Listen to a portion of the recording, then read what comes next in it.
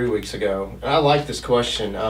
We have so many big structures being built, like the Star, Dickies Arena. I just went to the last rodeo in the Coliseum just this week.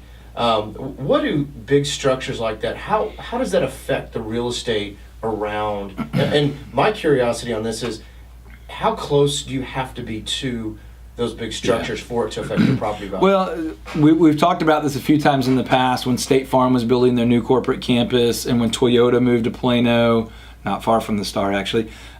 So much of what's happening in Legacy, we talked about it again with the big announcement that Walsh Ranch was going to be this multi-year, multi-faceted development.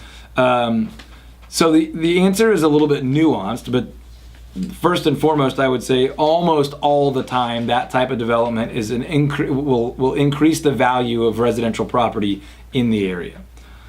I say almost because there are times where, when Cowboy Stadium went in, there was so much drama about how they acquired the land and how people had to move and what they got paid and all that. But for those that stayed, there's the positive aspect of it's cool to be near the Cowboy Stadium, and then there's the negative impact that a handful of Sunday afternoons a year, it's total gridlock over there, and you can't get out of your driveway. So it's like living on Lower Greenville or living near West 7th and Fort Worth, whatever. Like, there's pros and cons to all this, but generally it's significantly more positive than negative from a value perspective. How close do you need to be? Not as close as you'd think.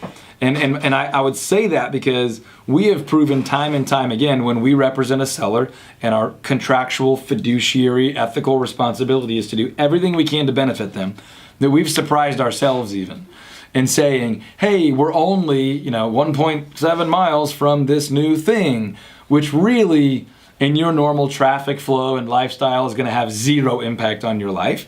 But a buyer gets excited about it, and it's my job to market your home and get buyers excited about it. And we've seen people pay more to be near Whole Foods, to be near restaurants, to be near sports facilities, to be near shopping and entertainment, to be near new parks. A couple years ago, the city of Richardson reacquired some land to secure it as forever parkland instead of development, and we were able to use that as a big marketing piece. So, I think you can be miles away from some of this stuff and still benefit. Now, not 20 miles, but 1, 2, 3 miles. Hey, just around the corner. I bought a home one time in Richardson, and one of the things that even got me, and I'm a real estate agent, is it said just walking distance from the Wildflower Festival. Now, no one in their right mind would walk from my old house to the Wildflower Festival, but it was true. Theoretically, you could have. It was nearby, and it was kind of interesting. So, the good news for you as a seller, if you have a great agent, is you can use that even if you're fairly far out. Pretty cool stuff.